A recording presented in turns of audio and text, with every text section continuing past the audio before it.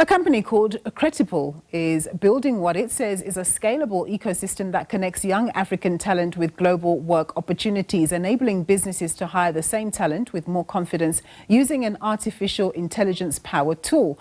The African continent has a huge youth population which is struggling for employment, as a result facing harsh socio-economic circumstances. Well, to tell us more about their business model and its objectives, I'm joined in studio by Lethabo Sekhu. He is the COO at Credipple.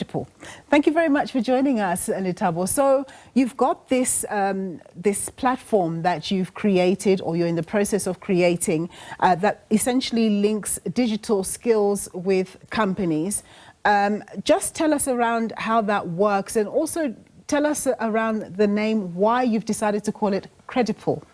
Yeah, so firstly, thank you very much for having me on the show, Nompumelelo. I think the reality of it, and not I think I know, is that to give some background, we've been operating in the space for over 6 years right now.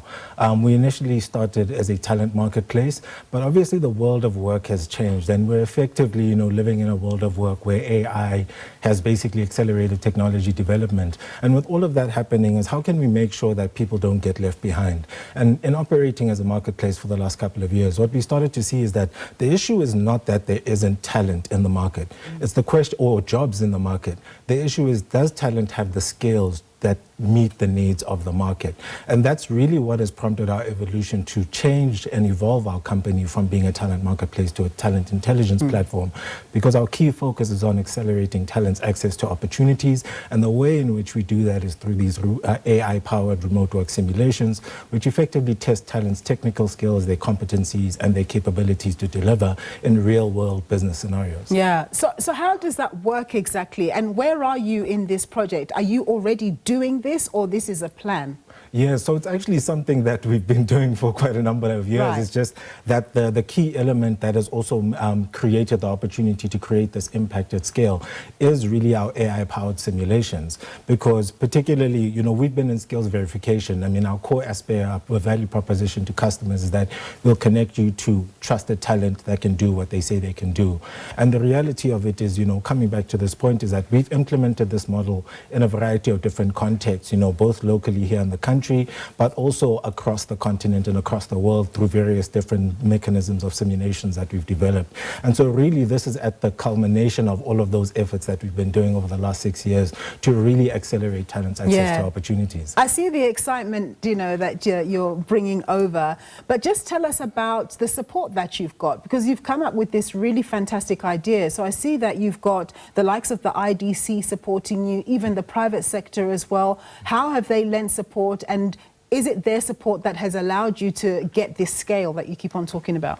And I think it is very important to actually acknowledge the partners and the investors that have walked this journey with us, specifically, IDF Capital, Telcom, Aeon's Creative Technology, who have really, supported us from an investment perspective to really build out this marketplace.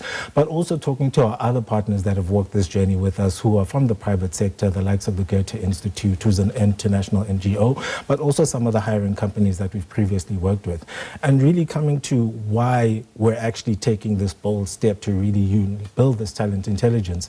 It's because solving the skills gap issue is not something that's going to be solved by one organization. It requires an ecosystem approach. And what we're building is an ecosystem and the infrastructure that consolidates the efforts of all of these skills development and youth empowerment initiatives into one ecosystem where we can work collectively, share data to ensure that we are actually making progress in solving the youth unemployability issue across the continent. Yeah. I was a little bit worried as I was reading your motivation, because it sounded to me like you're trying to marry those who have skills on the continent with firms around the world, as opposed to those who have skills on the continent with firms on the continent, because obviously we want the continent to grow and develop. And we understand that people need to get gainful employment as well. So how do you strike the balance between the two? Because we need those skills here on the continent as well, so that we can leapfrog development, etc., etc. Absolutely, and I think that's why the core essence of our solution is around talent acceleration with a specific focus on skills.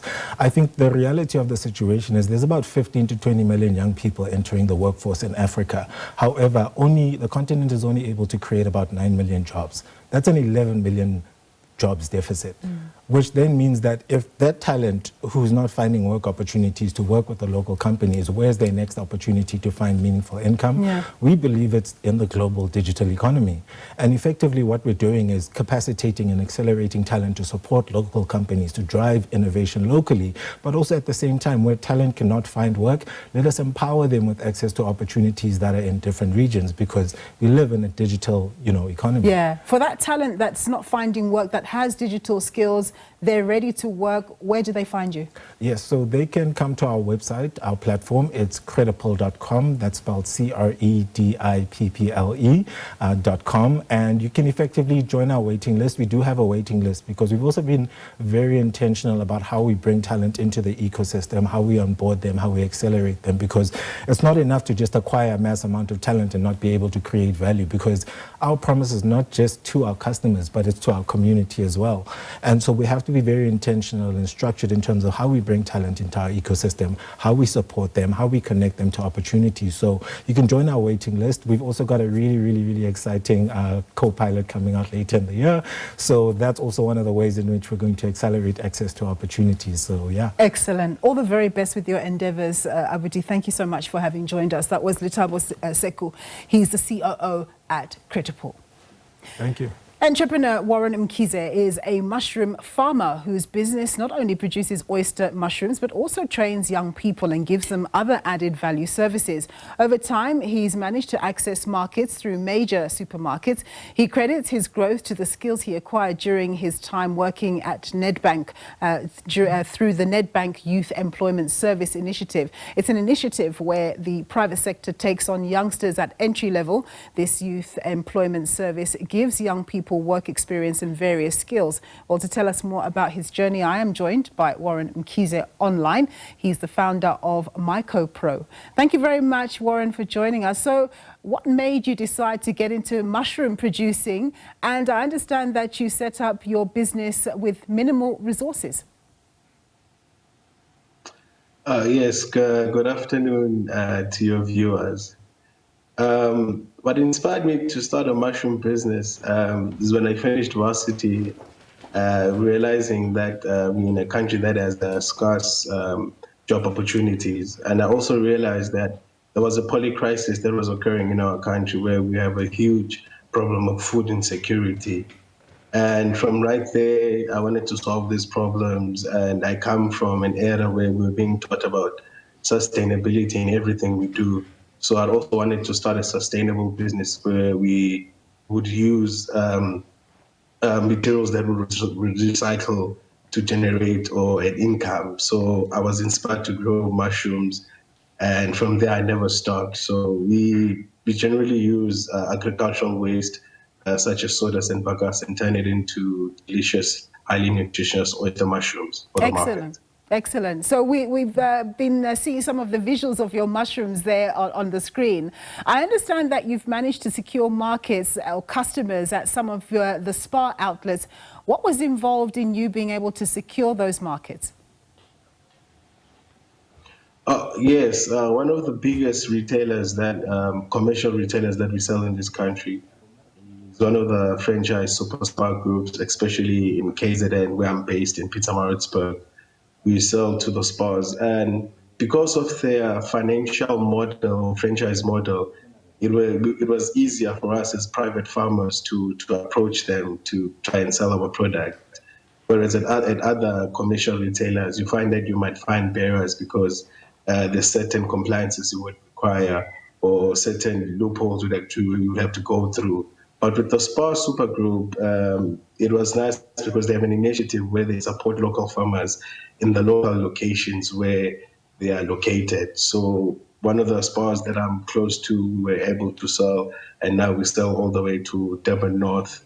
And there are some of the wholesalers around KZN. Yeah, no, that's very positive. So you not only produce mushrooms, but you also train young people who want to get into the sector. Tell us a bit about that and what motivated you to do this. Yes, with the training, what really motivated me, when I started out, I realized a huge problem in this country where there's lack of knowledge or standard operating procedures on how to cultivate exotic mushrooms.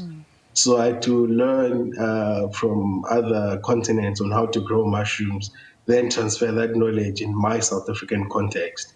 So that's where the need to train other aspiring mushroom entrepreneurs that, we should train these people because they do not have the access to knowledge, that they face the same barrier that I faced when I wanted to start off. So in our training, we've been fortunate that we've trained over 100 students, some of them around 50 of them from the DUT Enactus group, and some of them from the Durban Innovation Business Center, which is also located within the DUT, and some of the local farmers. But the need mostly is the lack in information on how to cultivate these mushrooms for the commercial market. Yeah. Warren, I want to ask you one last question. So you're a graduate of the YES program. We've heard a lot about this YES program. What were some of the skills that you learned during that program? And presumably those are some of the things that have helped you to sustain and grow your business.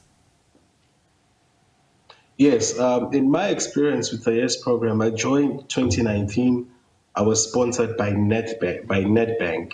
And throughout the program, together with the sponsorship from Nedbank, we were being taught business skills and how to start and manage businesses. And one of the skills that I really took into was how to learn to deal with conflict, especially when you're starting out a business. You would clash with your suppliers, with your customers, but it's quite important on how to deal with these conflicts in a way that you don't hurt your brand. So one of the skills there was interpersonal skills on how to deal with such natures where I, as the farmer or the producer, don't see eye to eye with the client or the customer. So not only that I was trained and taught how to operate and run businesses, but there were also other skills or managerial skills that we were being to. And it was a program that lasted over 12 months, and I gained immensely from it. Awesome. Warren, thank you so much for speaking to us and all the very best in your endeavors. And thank you for that story. That was Warren Mkhize. He's the founder of Mycopro.